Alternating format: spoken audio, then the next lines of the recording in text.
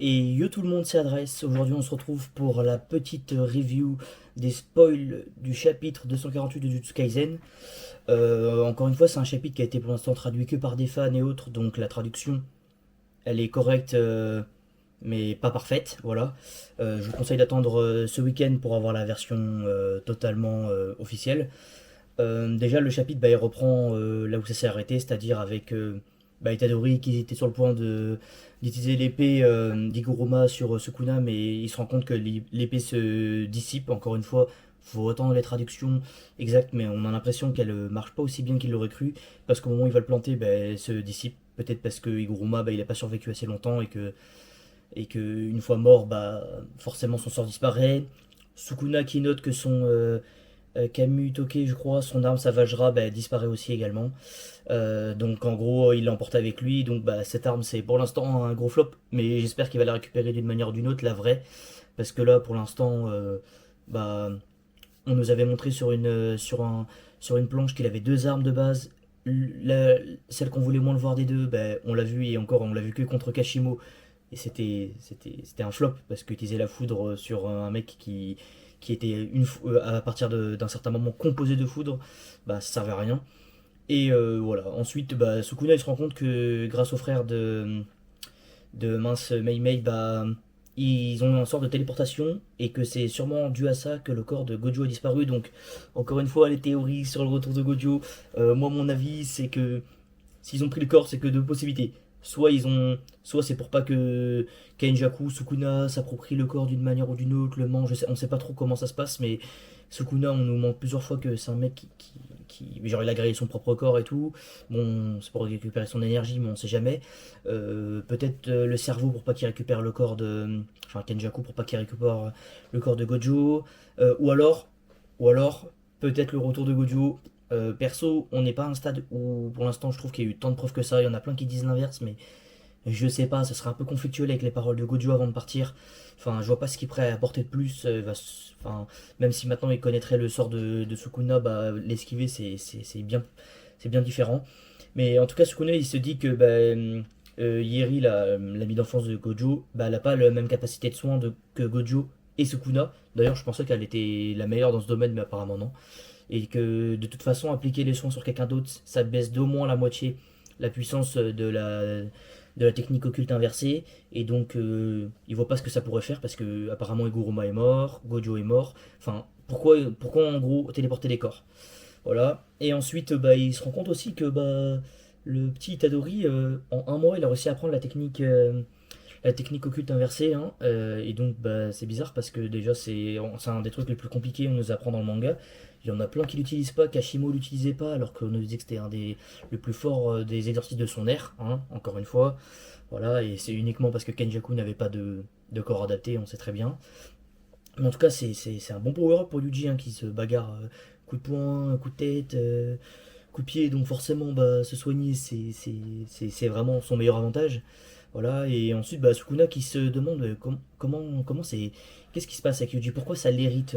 Ça, encore une fois, j'attends la traduction parce que c'était le passage le plus flou.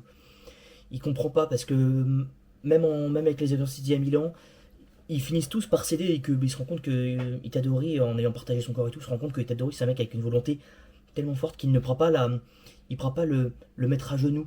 Il peut le mettre à genoux par la puissance, mais il cassera pas son mental. Vous voyez ce que je veux dire? Il peut le tuer et tout, mais il va rester fidèle à lui-même. Il va pas tomber dans le désespoir ou je sais pas quoi. C'est pas, on va dire que c'est son avantage par rapport à Megumi, même peut-être par rapport à Gojo, même si Gojo on le voit pas trop, on le voit pas, on l'a jamais vu sombrer, hein, forcément.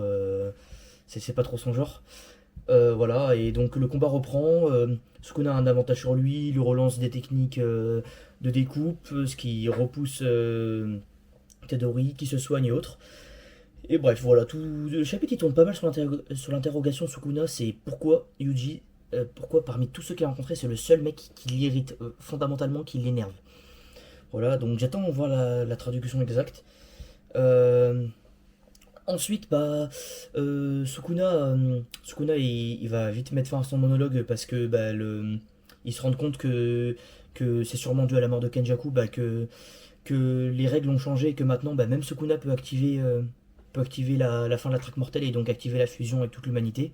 Et que donc Sukuna ça lui fait plein de cartes et qu'il va sûrement s'en servir, hein. Je vois pas trop l'intérêt de le donner à Sukuna pour pas qu'il s'en serve. Et voilà, ça fait un peu fusil de Tchekhov, c'est-à-dire que si on nous introduit un truc, c'est pour que c'est utilisé à un certain moment. Mais Akutami, c'est pas le spécialiste pour ça, c'est pas forcément ce qui l'intéresse, il aime bien nous prendre à revers.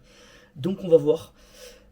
Ensuite, bah, il y a l'intervention de Yuta, qui pourtant a traversé l'autre bout de la colonie pour revenir hyper rapidement, et qui dit un truc très mystérieux qui a fait beaucoup parler sur Twitter.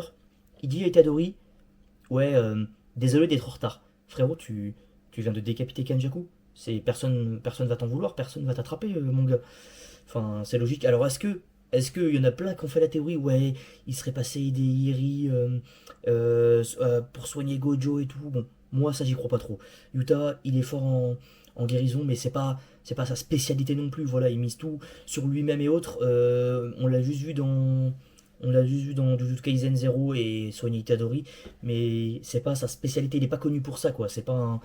Il est peut-être pas aussi fort que Iri pour soigner les autres autour de lui. Voilà. Donc je comprends pas trop aussi pourquoi il laisse Itadori en 1v1, c'est-à-dire qu'elle en a les capacités. Chozo, pas de nouvelles, s'il était mort, je pense quand même, on en saurait un petit peu plus. Toujours pas de nouvelles sur les capacités occultes de Itadori, parce qu'il en a, c'est sûr et certain. On a bien vu ses bras, même dans le chapitre, quand l'épée se dissipe, on voit ses griffes et tout. Ça vient d'où? C'est quoi? Bon, c'est sûrement lié aux 6 fœtus des 9 phases qui restent. Les embryons maudits, pardon. J'ai un peu trop lu les traductions. Voilà, en tout cas, Yuta, Sukuna qui échange quelques coups, sans que Yuta il arrive à prendre l'ascendant, mais en gros, il se défend. Pour l'instant, il se défend. Il aura sûrement plus de facilité que Itadori, forcément. Et Sukuna qui annonce son plan, en gros, de bah, maintenant, ce qui va se passer, c'est que je vais tuer tous ceux qui s'opposent à moi, tuer tous les autres participants qui sont dans les environs, et ensuite bah, s'attaquer à tous les autres. Si j'ai bien compris, en gros, c'est ça.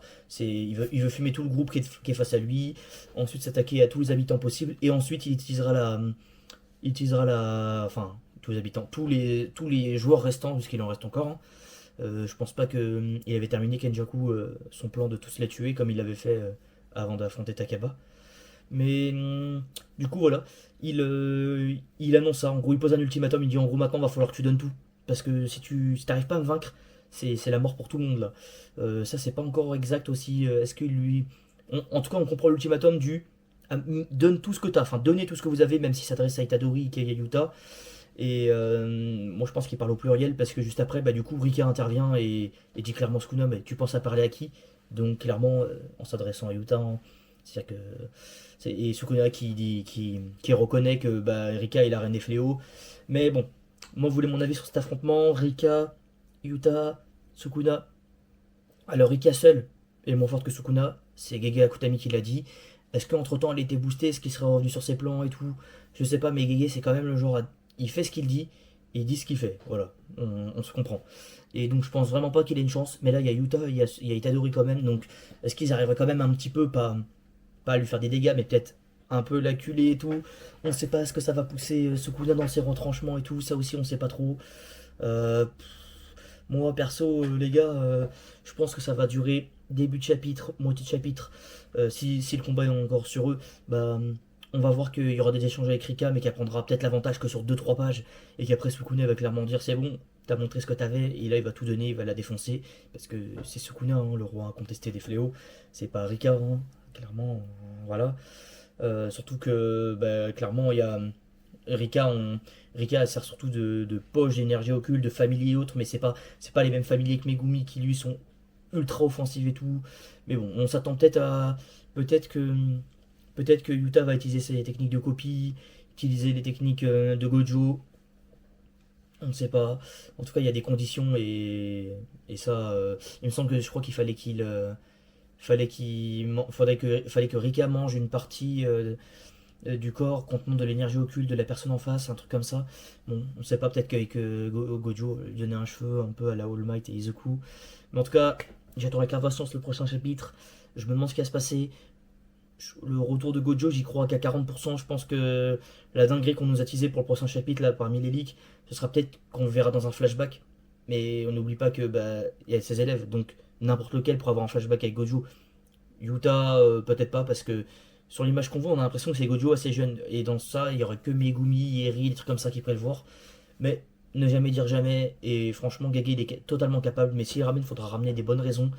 Parce que là, bah, ramener Gojo, ça briserait un peu les enjeux parce qu'on sait très bien qu'il aura plus de facilité que les autres sur Sukuna. Clairement, Sukuna il va pas tanker des violets à l'infini non plus, des rouges non plus, etc. Et comment ils vont libérer Megumi parce que Megumi doit participer. On approche de plus en plus, on sait pas si c'est ça le combat final et qui va s'étaler sur toute une année. Moi ça m'étonnerait, mais il doit revenir quoi. Nobara, pas de nouvelles et je sais pas trop si ça intéresse vraiment les gens d'en avoir. Moi perso aussi un peu quand même, parce que elle fait des dégâts à l'âme. C'est-à-dire que peu importe ta résistance physique, t'es attaqué sur l'âme. Enfin, comment tu veux lutter contre ça? Pareil, pas de nouvelles de Maki. Akari en train de combattre de son côté, mais je pense que Maki, elle rejoindra pas le combat contre Sukuna. Je vois pas ce qu'elle elle serait déjà arrivée en fait. Déjà parce qu'elle a la rapidité de Toji, je pense qu'elle aidera plus Akari. Je vois pas Akari gagner en 1v1 contre Uraome, qui est vraiment cheaté et qui va montrer du plus lourd hein, par la suite. En tout cas, dites-moi ce que vous en pensez. Et encore une fois, je suis pas partisan trop du retour de Gojo, même si j'aimerais. Il suffit de voir ma PP sur la chaîne, la bannière et tout. Non, franchement, à voir. Euh, moi, j'attends un petit peu à une crise de nerfs de Sukuna qui commencera à péter un câble et il lancera des techniques qui découperont des quartiers et des trucs comme ça. C'est ça qu'on veut, un peu de pyrotechnique quoi, pour nous montrer que vraiment Sukuna c'est pas un blagueur. Mais voilà. Bon bah on se retrouvera peut-être en fin de semaine si la traduction change totalement ce qu'on a compris du chapitre. Ou alors la semaine prochaine pour le chapitre. Ah non, dans 2 semaines pour le chapitre 249 parce que oui, semaine prochaine il n'y a pas de chapitre. Allez, bye les gens.